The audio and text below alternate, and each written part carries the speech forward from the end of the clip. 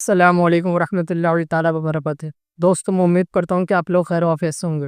دوستوں، میں آپ کے لیے ایک دردناک واقعہ لے کر آیا ہوں قبر کے حوالے سے۔ دوستوں، جب مردہ مر جاتا ہے تو اسے کیسے پتہ چلتا ہے کہ اس کا انتقال ہو گیا، کہ وہ مر گیا؟ مفتی حماد رضا مراد آبادی کے حوالے سے میں بیان آپ تک لے کر آیا ہوں۔ بنا کسی دیری کے بیان کو شروع کرتے ہیں۔ اگر آپ ہمارے چینل پر نئے ہیں تو چینل کو سبسکرائب اور ویڈیو کو لائک ضرور کریں۔ دوستو، اللہ تعالیٰ آپ کو اسی سال حج کی توفیق نصیب فرمائے، آمین اللہم آمین۔ دوستو، بیان کو شروع کرتے ہیں۔ بیان یہ رہا۔ لیکن جب قبر میں آئے تو پتہ چلا یہاں پہ زمین کا سکہ نہیں چلتا، یہاں پہ مدینے والے کی محبت کا سکہ چلا کرتا۔ سبحان اللہ سبحان اللہ۔ صرف انہی کی محبت کا سکہ قبر میں چلنا ہے تو صاحب رشتے ان سے مضبوط کر لو۔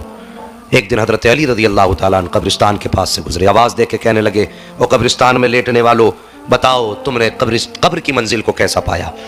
آواز آئی، علی ہم سے نہ پوچھو، پہلے یہ بتاؤ جنہیں ہم چھوڑ کے آئے تھے ان کا کیا بنا؟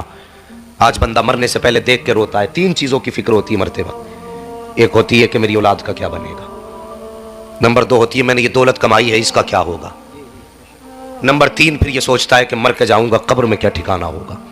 ہر آدمی کو یہ 3 فکریں مرتے وقت ہوتی ہیں۔ انہوں نے پوچھا تھا، علی ہم اپنے پیچھے جن لوگوں کو چھوڑ کے آئے تھے ان کا کیا ہوا؟ حضرت علی فرماتے ہیں پہلے تم بتاؤ بعد میں بتاؤں گا۔ قبر سے آواز آئی، علی دنیا میں بڑی عیش کی زندگی گزاری، اتنی شان کی زندگی گزاری کہ پوری زندگی کبھی کانٹا نہیں چبھا، لیکن جیسی قبر میں پہلی رات آئی اور قبر نے پہلا جھٹکا دیا تھا، زندگی کی ساری خوشیوں کا ذائقہ ہی ختم ہو گیا تھا۔ اتنا سخت جھٹکا تھا پہلا قبر کا، تو کہا تھا پہلے جھٹکے نے دنیا کی ساری راحت بھلا دی تھی۔ علی بڑی مشکل زندگی ہے قبر کی، لیکن علی بتائیے جن کو ہم اپنے پیچھے روتا ہوا چھوڑ کے آئے ان کا کیا بنا؟ حضرت علی نے فرمایا تھا، کس کی بات کر رہے ہو تم؟ اپنے پیچھے کس کو چھوڑ کے آئے؟ کہنے لگا میں نے پیچھے بیوی چھوڑی۔ علی اس کا کیا بنا؟ حضرت علی نے فرمایا تو جسے بیوی بتا رہا ہے، جسے روتا ہوا چھوڑ آیا تھا، اس نے دوسرا شوہر کر لیا ہے۔ کہا پھر میرے دوستوں کا کیا بنا؟ اس نے کہا کہ جنہیں تو دوست کہتا تھا، جو کہتے تھے تیرے بغیر صبح نہیں ہوتی، جو کہا کرتے تھے تیرے بغیر ایک منٹ نہیں کٹتا، جو کہا کرتے تھے تیرے بغیر زندگی کیسے گزرے گی۔ کہا تجھے دفن ہوئے کچھ دن گزرے تھے کہ انہوں نے نئے یار بنا لیے، اب تیری کمی بھی ان کی زندگی میں نہیں رہ گئی۔ اس نے کہا اتنی جائیداد اکٹھی کر کے آیا تھا، اس جائیداد کا کیا بنا؟ تو حضرت علی فرماتے ہیں جو جائیداد تو چھوڑ کے آیا تھا تیری اولاد نے اس جائیداد کی خاطر ایک دوسرے کا گریبان پکڑا، ایک دوسرے کو زخمی کیا، تیری جائیداد تیری اولاد نے بانٹی۔ جس مکان کو تو نے شوق سے بنایا تھا، بٹوارے کے وقت اس کے تیری اولاد نے ٹکڑے ٹکڑے کر کے رکھ دیے۔ اور صاحب یہ دنیا ہے بڑی بے وفا دنیا ہے، یہ کبھی کسی کی نہیں ہوئی ہے۔ ہاں اگر چاہتے ہو مرنے کے بعد بھی دنیا سے فائدہ حاصل کرو تو اپنی اولاد کو قرآن پڑھا کے چلے جانا، بے شک سبحان اللہ سبحان اللہ۔ اپنی اولاد کو مصطفیٰ کا دین سکھا کے چلے جانا۔ اور میں تو اکثر کہا کرتا ہوں شاکب چھوٹے چھوٹے بچوں کو، جو چھوٹے بچے آپ کے ہیں، قرآن کی 2 آیتیں سکھا دو۔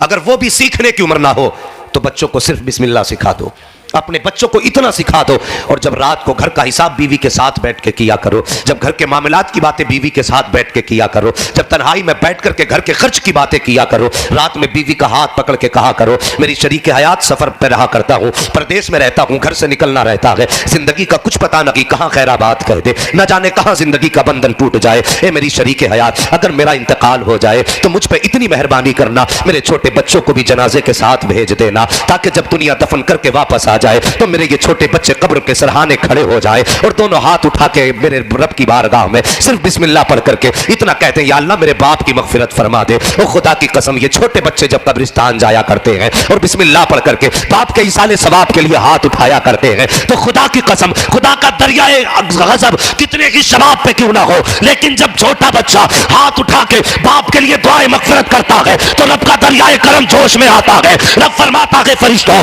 اب اس کی قبر میں جنت کی کھڑکیاں کھول دو، اب اس کے لیے جنتی بچھونا بچھا دو، جنتی لباس پہنا دو۔ فرشتے کہتے ہیں پروردگار جب یہ قبر میں آیا تھا تو گناہوں کی گٹھی لے کر کے آیا تھا، پاپ ہی پاپ تھے، مگر بتا تو سکی آخر نتیجہ کیا ہوا ہے، کس بنیاد پر اتنی جلدی جنت کا فیصلہ ہو رہا ہے؟ تو رب فرماتا ہے اے فرشتوں دیکھتے نہیں ہو یہ زمین کے اندر گناہوں کی گٹھی لے کر کے آیا ہے، لیکن زمین کے باہر ایک 5 سال کا بچہ چھوڑ کے آیا تھا جو آج اس کی قبر پہ آ کر کے چھوٹے ہاتھ اٹھا کے کہتا ہے یا اللہ میرے باپ کی مغفرت فرما دے۔ اے فرشتوں میں اس کے باپ کے گناہوں کو دیکھوں، یہ اس چھوٹے بچے کی دعاؤں کو دیکھوں، یہ مجھے رحمان کہہ کے پکارے، میں اس کے باپ کو عذاب دوں، یہ میری غیرت کو گوارا لگی ہے۔ اس بچے کے ہاتھ نیچے آنے سے پہلے میں نے اس کے باپ کو جنت کا پروانہ بھی دے دیا ہے، راحت کا پروانہ بھی دیا۔